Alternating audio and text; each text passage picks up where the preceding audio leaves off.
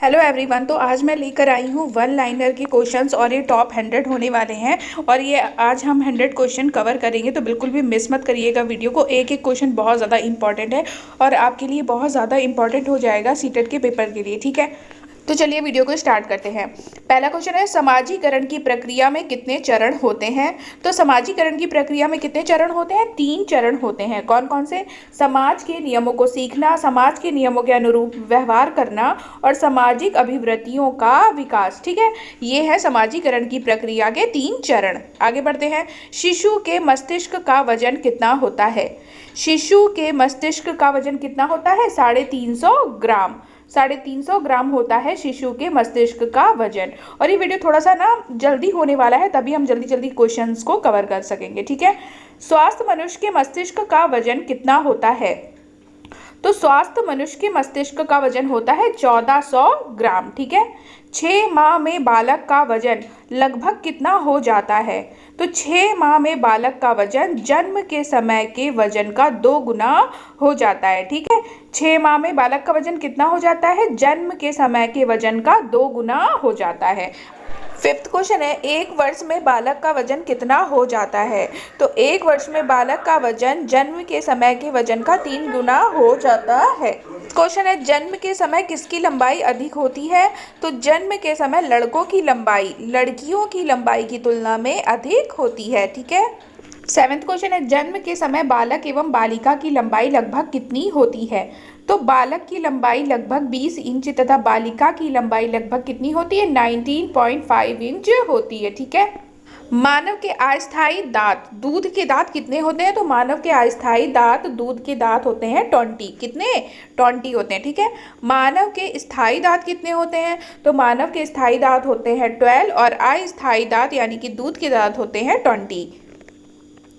किशोर अवस्था में कितने दांत आते हैं? तो किशोर अवस्था में 4 दांत आते हैं और इन्हें क्या बोलते हैं? इन्हें अकल की दाढ़ भी कहते हैं। 11th क्वेश्चन है, बुद्धि का संज्ञानात्मक सिद्धांत किसने दिया है? तो बुद्धि का संज्ञानात्मक सिद्धांत दिया है जीन पियाजे ने। बुद्धि का संवेगात्मक विकास का सिद्धांत किसने दिया है? ये दिया है गोलमैन ने। किसने दिया है? गोलमैन ने। बुद्धि का संरचना सिद्धांत किसने दिया है? आइजैक ने। किसने? आइजैक ने। किशोर की सबसे नाजुक एवं संवेदनशील समस्या क्या होती है? तो किशोर की सबसे नाजुक व संवेदनशील समस्या होती है यौन संबंधी समस्या। मानव विकास की किस अवस्था के बाद व्यक्ति परिपक्व हो जाता है? तो मानव विकास की किशोरावस्था के बाद व्यक्ति परिपक्व हो जाता है। ठीक है। शिक्षण की विभिन्न विधियों के प्रयोग के लिए कौन सी अवस्था सर्वाधिक उपयुक्त है? तो शिक्षण की विभिन्न विधियों के प्रयोग के लिए बाल्यावस्था सर्वाधिक उपयुक्त है। ठीक है। मैं कौन हूँ, मैं क्या हूँ आदि जैसी प्रबल भावनाएं बालक के विकास की किस अवस्था की सूचक होती हैं? तो ये होती हैं किशोरावस्था की सूचक। विकास कभी ना समाप्त होने वाली प्रक्रिया है। यह विचार किस सिद्धांत से संबंधित है? तो विकास कभी ना समाप्त होने वाली प्रक्रिया है। यह विचार संबंधित है निरंतरता के सिद्धांत से, यानी विकास निरंतर चलता रहता है। 19 क्वेश्चन है, शिक्षा मनोविज्ञान एक विज्ञान है। किस चीज का विज्ञान है? मानव व्यवहार का विज्ञान है। क्या शिक्षा मनोविज्ञान एक मानव व्यवहार का क्या है? मानव व्यवहार का विज्ञान है। विकास प्राणी में प्रगतिशील परिवर्तन है जो निश्चित लक्ष्यों की ओर निरंतर निर्देशित होता रहता है। या किसने कहा? एक परिभाषा है कि विकास प्राणी में प्रगतिशील परिवर्तन है जो निश्चित लक्ष्यों की ओर निरंतर निर्देशित होता रहता है। यह किसका कथन है? ये कथन है ड्राइवर का। शरीर में सबसे लंबी हड्डी का नाम क्या है? शरीर की सबसे लंबी हड्डी फीमर होती है, जो कि कहाँ होती है? जांग में होती है। शरीर में सबसे छोटी हड्डी का नाम क्या है? ये क्या है? स्टेपीज है, जो कहाँ पे होती है? जो कान में होती है। शरीर में सबसे मजबूत हड्डी का क्या नाम है? ये है मंडीबल, जो कहाँ होती है? जबड़े में होती है। मंडीबल कहाँ होती है? जबड़े में। जन्म के समय नवजात शिशु की त्वचा का रंग कैसा होता है? तो ये होता है हल्का गुलाबी। कैसा होता है? ये होता है हल्का गुलाबी। 15 दिन के बाद त्वचा स्थायी रंग को प्राप्त कर लेती है। देखो, जन्म के समय तो हल्का गुलाबी होता है, लेकिन 15 दिन के बाद त्वचा क्या करती है? स्थायी रंग आ जाता है उसमें। ठीक है। वह नवजात शिशु कितने घंटे सोता है? तो 18 से 20 घंटे किंतु वह हर 2 घंटे में जागकर अपनी मांसपेशियों को घुमाता है। ठीक है, 18 से 20 घंटे सोता है लेकिन कंटिन्यू नहीं सोता, 2-2 घंटे में जगकर अपनी मांसपेशियों को वो घुमाता है। बालक का विकास 6 वर्ष तक लगभग कितने प्रतिशत हो जाता है? तो बालक का विकास 90% हो जाता है 6 वर्ष तक।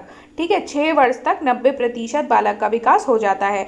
बालक का विकास 10 वर्ष तक लगभग कितने प्रतिशत हो जाता है? तो 10 वर्ष तक हो जाता है 95%, 6 वर्ष तक होता है 90% और 10 वर्ष तक होता है 95%। ठीक, बाल्यावस्था में बालक की हड्डियां कितनी होती हैं? तो बाल्यावस्था में बालक की हड्डियां होती हैं 270 से 350 तक हो जाती हैं और किशोरावस्था में फिर 206 हो जाती हैं। ठीक है, निःशुल्क एवं बाल शिक्षा का अधिकार अधिनियम 2009 का विस्तार किस राज्य में नहीं हुआ? तो ये कहाँ नहीं हुआ? जम्मू कश्मीर में नहीं हुआ, बाकी पूरे इंडिया में हुआ। ठीक है, 30 क्वेश्चन है, शिक्षा का अधिकार 2009 के तहत निजी विद्यालय को कितने प्रतिशत सीट आरक्षित करना अनिवार्य होगा? तो ये कितने प्रतिशत सीट आरक्षित करना अनिवार्य होगा? ये होगा 25%। बालकों का भाषाई विकास का क्रम क्या है? तो बालकों का भाषाई विकास का क्रम है रोना, पहला तो रोना, रुदन या क्रदन, फिर बबलाना, फिर हाव भाव। ठीक है, तो ये है बालक के भाषाई विकास के क्रम। बालक सबसे पहले क्या बोलता है? बालक सबसे पहले व्यंजन व सबसे पहले माँ शब्द बोलता है। बालक सबसे पहले किसकी भाषा को पहचानता है? बालक सबसे पहले अपनी माँ की आवाज भाषा को पहचानता है, इसे ही मातृभाषा कहते हैं। ठीक है, इसे क्या कहते हैं? इसे ही मातृभाषा कहते हैं। बालक किस उम्र में वाक्यों द्वारा अपनी बात को कह पाता है? तो बालक 5 वर्ष की उम्र में वाक्यों द्वारा अपनी बात को कह पाता है। 5 वर्ष की उम्र में कह पाता है वो अपनी बात को। ठीक है, बच्चे को सबसे पहले भाषा का ज्ञान कहाँ से होता है? तो अपने परिवार से। ठीक है, समाजीकरण का पहला माध्यम क्या है? परिवार। 6वीं कक्षा में पढ़ने वाले बालक का शब्द भंडार लगभग कितना हो जाता है? तो 6वीं कक्षा में पढ़ने वाला बालक का शब्द भंडार 50,000 शब्दों तक हो जाता है। 10वीं कक्षा में पढ़ने वाले बालक का शब्द भंडार लगभग कितना होता है? तो ये होता है 80,000 शब्दों तक। लड़का एवं लड़कियों में से किसका शब्द भंडार अधिक होता है? तो लड़कियों का शब्द भंडार अधिक होता है। भाषा को सीखने के साधन कौन कौन से हैं? ये इम्पॉर्टेंट है। ठीक है, भाषा को सीखने के साधन निम्न है। अनुकरण द्वारा यानी कि दोहरा कर, खेल विधि द्वारा, कहानी सुनकर, वार्तालाप द्वारा और प्रश्नोत्तरी विधि से। ये सब क्या है? भाषा को सीखने के साधन है। 40 क्वेश्चन है, लड़कियां संकेतों द्वारा बात करना किस उम्र तक सीख जाती हैं? तो ये सीख जाती हैं 6 वर्ष की उम्र तक। 41 क्वेश्चन है, भाषा के विकास को प्रभावित करने वाले कारक कौन कौन से हैं? तो भाषा के विकास को प्रभावित करने वाले कारक निम्न हैं। कौन कौन से होते हैं? लिंग, बुद्धि, स्वास्थ्य, जनसंचार का माध्यम, सम समूह का प्रभाव, सामाजिक आर्थिक स्थिति, पारिवारिक संबंध, विद्यालय, आस पड़ोस के वातावरण का प्रभाव, ये सभी भाषा के विकास को प्रभावित करते हैं। 42 क्वेश्चन है, मनुष्य और पशु में मुख्य अंतर क्या है? तो मनुष्य और पशु में मुख्य अंतर है बुद्धि का। क्वेश्चन है, बुद्धि को सबसे पहले परिभाषित किसने किया? तो बुद्धि को सबसे पहले परिभाषित किया था यूनान के दार्शनिकों ने। किसने किया था? यूनान के दार्शनिकों ने बुद्धि को सबसे पहले परिभाषित किया था। आधुनिक काल में बुद्धि को सबसे पहले किसने समझाया? तो आधुनिक काल में अल्फ्रेड बिने ने 1904 में बुद्धि को सबसे पहले समझाया था। किसने? अल्फ्रेड बिने ने। मानसिक आयु के माध्यम से बुद्धि को परिभाषित किसने किया? तो मानसिक आयु के माध्यम से बुद्धि को परिभाषित किया था अल्फ्रेड बिने ने। और इन्होंने बताया कि बुद्धि कितने प्रकार की होती है? 2 प्रकार की होती है, मानसिक आयु बुद्धि और वास्तविक आयु बुद्धि। अल्फ्रेड बिने किस देश के निवासी थे? तो ये कहाँ के थे? ये फ्रांस के निवासी थे। अल्फ्रेड बिने किस विषय के प्रोफेसर थे? तो ये थे मनोविज्ञान के प्रोफेसर। बुद्धि का एक कारक सिद्धांत किसने दिया? तो ये दिया था अल्फ्रेड बिने ने। और इनके सहयोगी कौन थे? इनके सहयोगी थे स्टर्न, टर्मन और साइमन। ठीक है, तो बुद्धि का एक कारक सिद्धांत किसने दिया था? अल्फ्रेड बिने ने। बुद्धि के 2 कारक सिद्धांत किसने दिए थे? तो ये दिए थे स्पीयरमैन ने। और बुद्धि के 2 कारक सिद्धांत है कौन कौन से? तो ये है जी कारक सिद्धांत और एस कारक सिद्धांत। तो अभी हो गई ये हाफ सेंचुरी। अब हम आगे बढ़ते हैं 50 क्वेश्चन की ओर। ठीक है, गणित का सीखा हुआ ज्ञान भौतिक विज्ञान सीखने में सहायक होता है।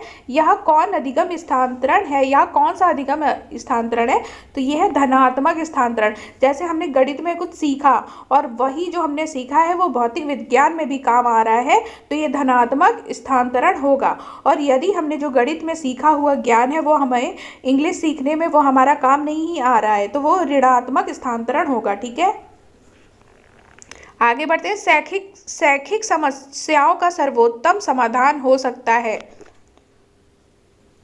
यहाँ पे शैक्षिक होगा। ठीक है, शैक्षिक समस्याओं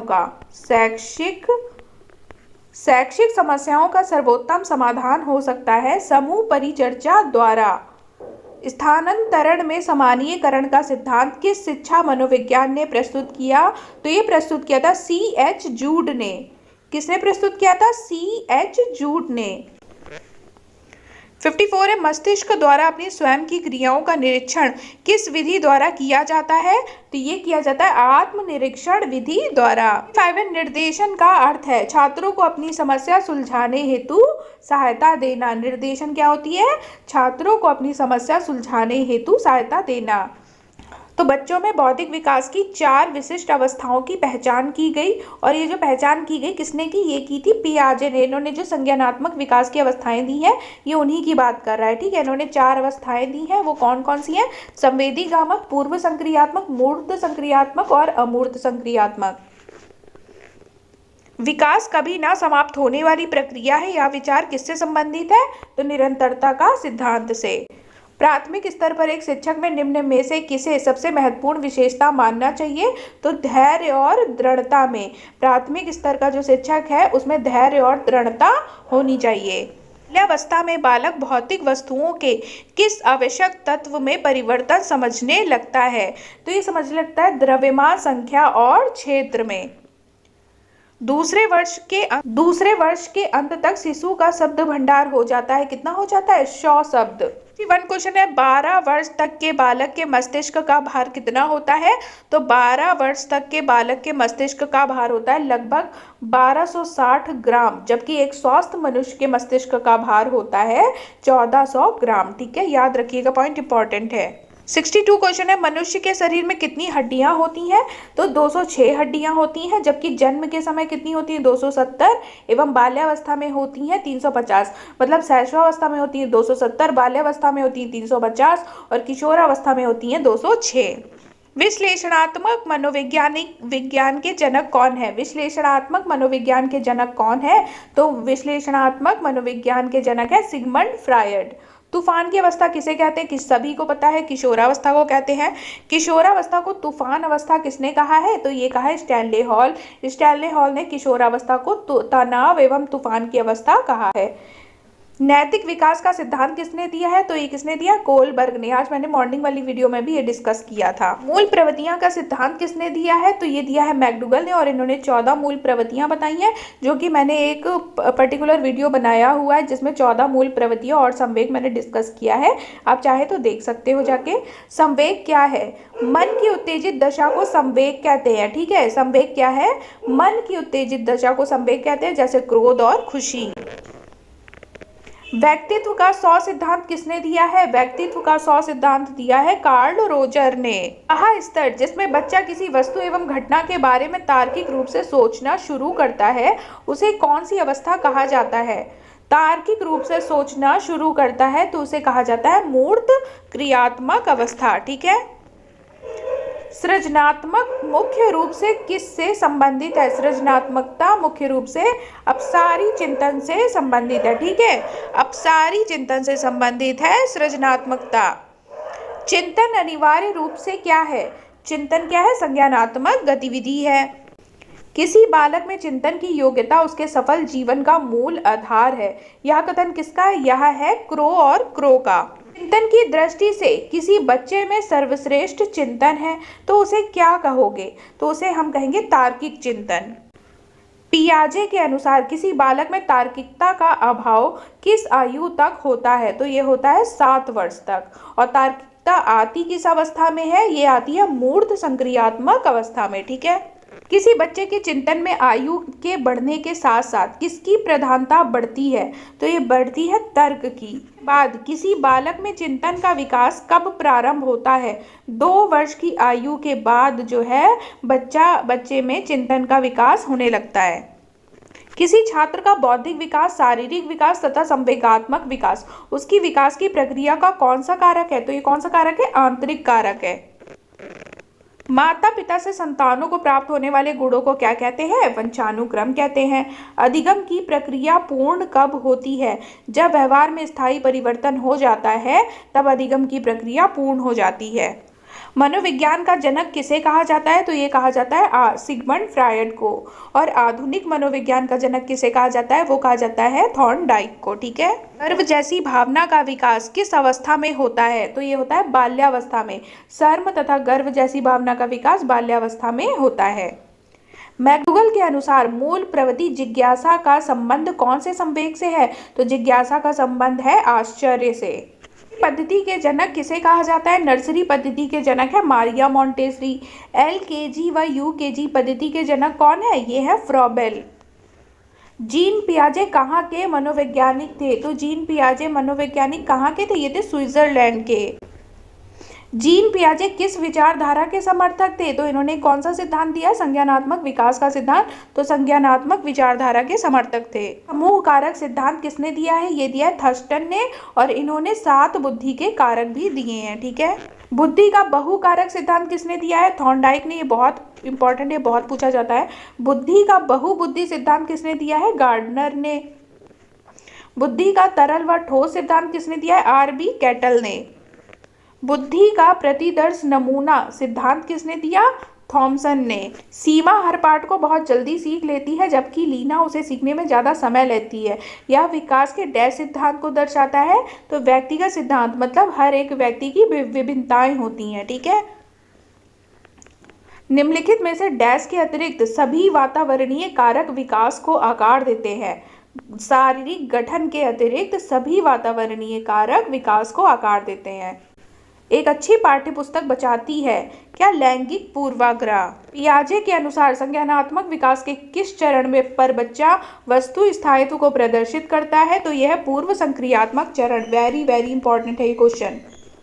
वह विचारात्मक प्रक्रिया जिसमें नूतन, वास्तविक तथा उपयोगी अवधारणाओं का प्रस्तुतिकरण निहित हो कही जाती है रचनात्मकता। माता पिता से वंशजों में स्थानांतरित होने वाले लक्षणों को कहा जाता है, क्या कहा जाता है? आनुवांशिकता। ये थे 100 क्वेश्चन। उम्मीद है वीडियो पसंद आई होगी। कल फिर से मैं 100 क्वेश्चन लेकर आऊंगी वन लाइनर में। Thank you so much.